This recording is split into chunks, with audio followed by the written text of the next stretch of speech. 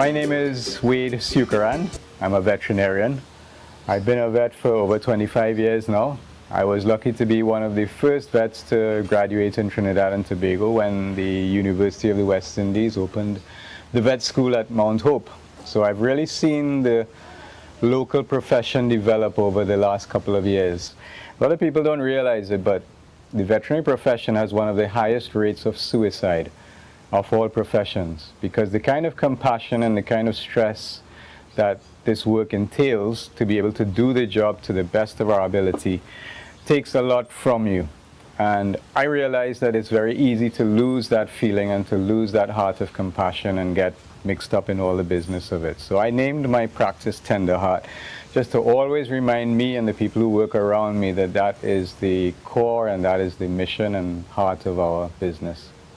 So that brings me to where we are today. You can probably see all the cats in the background, and this is Tender Heart Animals Cat Cafe. So why a cat cafe in a veterinary clinic? I'll tell you why. It's because boxes of cats started showing up on my doorstep. Boxes of kittens, lots and lots of phone calls. I'm sure you could speak to any vet in Trinidad or Tobago, and they'll tell you how many times they get a phone call saying, "Doc, I have 4 kittens at my house. You know, this stray cat showed up and she made a bunch of kittens, and do you all take in cats?" Most of the times we have to explain that as a clinic, if we took in cats, we'd soon be overwhelmed with too many cats. So we can't actually do that, and we often refer them to shelters. But the shelters themselves are so overwhelmed with cats now that even they, most of the time, can barely cope with the amount they have, and the only solution is to start euthanizing or putting cats to sleep, or, you know, killing them really as humanely as they can. That doesn't go down well with a lot of the public, and in the end we have a lot of people who want to do something about these cats. They can't actually find a solution. The cats begin to multiply in neighborhoods, and then people who are not so friendly or don't really understand cats, their way of dealing with this is maybe to put poison out for the cats, maybe to try and shoo the cats away by being abusive towards them, by being violent. So we now see cats with injuries, we get lots of poisoned cats, and generally there's just a lot of abuse and misunderstanding about cats. The cats, on the other hand, they're just trying to survive. So now cats are like coming into people's homes. Cats are destroying a lot of the wildlife, the birds and the other wildlife that lives around the gardens and the areas. There's a big problem right now with people picking up cats and dumping them at the Caroni Bird Sanctuary. And that's now having an effect on the wildlife at the sanctuary. So you can see what an environmental problem this is. On top of that, cats' feces can also be dangerous to human beings, both some of the parasites that they carry. So there's also a public health concern about keeping the cat population down. So back to my box of kittens. So what was I going to do about that? The thing is, sometimes there really is nothing. Even if I call the shelters, they can't take the kittens. If they do take the kittens, they let me know most likely if we don't find a home very quickly, they're going to be put down, in which case I can euthanize them myself.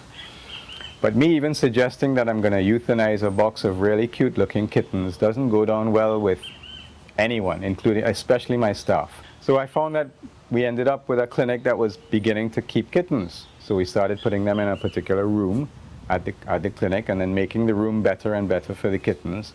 And then I realized too that sometimes if I just went into that room and the kittens became more friendly and I sat down with my laptop or a cup of coffee, you just begin to realize after about 20 minutes how much more relaxed you feel. And if you look at this on the internet, or you do some research about it, you realize that interacting with animals in that way, just stroking or petting an animal, is actually therapeutic. So we decided that why not encourage people to have the same experience? And we had the space at the clinic, and that's how we designed our cat cafe. So the way that we are trying to help this overpopulation problem is by taking a particular aspect of it. I think that the root of the problem with the abuse of cats and overpopulation of cats in Trinidad and Tobago has to do with the fact that we do not have a good bond between humans and cats in Trinidad. There are quite a lot of cat lovers, but there are a lot of people who don't even know that a cat can be such a beautiful pet or a companion, or they don't really understand how a cat could live if it had a decent home, a decent environment, a safe environment, and well fed and was treated right. So our cat cafe serves as a model so that people can actually see that.